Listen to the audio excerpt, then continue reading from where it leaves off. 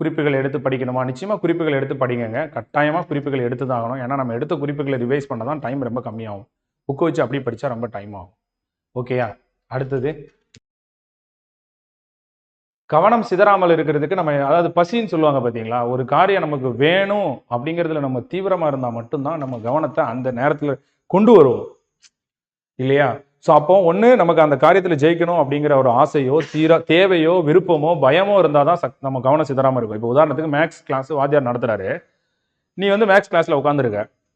இப்போ வந்து அந்த மேத்ஸ் சார் சொல்றாரு, இந்த சம்ம நீ போர்டுல வந்து செய்யணும்னு. இப்போ உன் கவனம் சிதறல. ஏன்னா அவர் உன்னைய கூப்பிட்டு அசிங்கப்படுத்திடுவாரோ போர்டுல அப்படின்னு உடனே. ஸோ அந்த பயம் உன்னைய கவனம் சிதற விடாம பாத்துக்குது. சரி. நான் இப்போ இன்ட்ரெஸ்டா நடத்துறேன். ஏனே உனக்கு பிடிச்சிருக்கு. அதனால நீ ஆர்வமா கவனிக்கிற. இந்த விருப்பம் உன்னைய கவனம் சிதறாம பாத்துக்குது. ஓகேயா? இப்ப நாளைக்கு வந்து பரீட்சை. இன்னைக்கு நைட்டு நீ உட்கார்ந்து தூக்கம் வந்தாலும் மணிக்கணக்கா படிக்கிற. இந்த தேவை உன்னைய கவனம் சிதறாம பாத்துக்கிறது. அப்ப தேவை, விருப்பம், பயம். இதுதான் ஒருத்தருடைய கவனம் சிதறாம உன்னை பாத்துக்கும். இதை நீங்க மனசுல வச்சுக்கணும். இதுல ஏதோ உனக்கு குறைய போய் தான் உன்னால கவனம் சிதறுது. சரியா? ஆசை அதிகமா பட்டோம் அப்படின்னு சொன்னா ஆட்டோமேட்டிக்கா என்ன செய்யற? கவனம் அவ்வளவு சீக்கிரத்துல சிதறாது.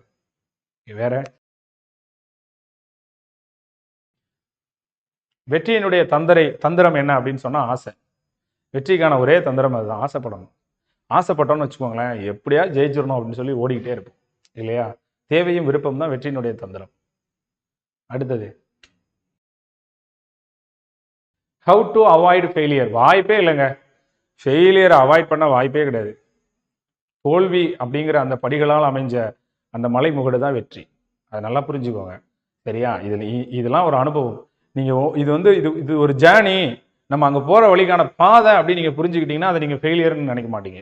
புரியுதா உங்களுக்கு? ஒரு போர்ஷனை ஒரு 3 தடவை பரீட்சை எழுதி ஒவ்வொரு பரீட்சையிலும் 25% படிக்கிறாங்க. 4வது பரீட்சையில 100% பாஸ் பண்றாங்க. இப்ப 3 தடவை அவங்க ஃபெயிலும் ஆகல. ஒரு தடவை 25% ஜேர்னியை கம்ப்ளீட் பண்ணிருக்காங்க. அடுத்த தடவை 25% ஜேர்னி, அடுத்து 25%, அடுத்து அவங்க 100% அடைஞ்சிருக்காங்க. அப்படித்தான் நம்ம எடுத்துக்க முடியும். எனக்கு பிடிச்ச திருக்குறள் இப்ப நேத்து ஒரு திருக்குறள் படிச்சேன். எற்றென்ன இறங்குவ செய்யற்க மற்றென்ன செய்யாமை நன்றுன்னு ஒரு திருக்குறள். அதாவது நாளைக்கு ஒரு காரியத்தை செஞ்சுட்டோமேன்னு வருந்தக்கூடிய ஒரு செயலை இன்னைக்கு தயவு செஞ்சு செய்யாத. ஒவ்வொரு தடையும் நினைச்சு சே இப்படி பண்ணிட்டேனே, சே அப்ளை பண்ணாம விட்டேனே, சே படிக்காம விட்டுட்டேனே அப்படின்னு வருந்தக்கூடிய ஒரு செயல் இருந்துச்சுன்னா அதை தயவு செஞ்சு இப்ப செய்யாத. நாளைக்கு வருந்தக்கூடிய ஒரு செயலை இன்னைக்கு என்ன செய்யவோ செய்யாமலோ விட்டுறக்கூடாது அப்படின்னு சொல்லக்கூடிய ஒரு திருக்குறள். அருமையான திருக்குறளா இருந்துச்சு. எற்றென்ன இறங்குவ செய்யற்க மற்றென்ன செய்யாமை நன்று அப்படின்னு நல்லா இருந்துச்சு. சரியா? அதனால எல்லாரும் நல்லா படிங்க.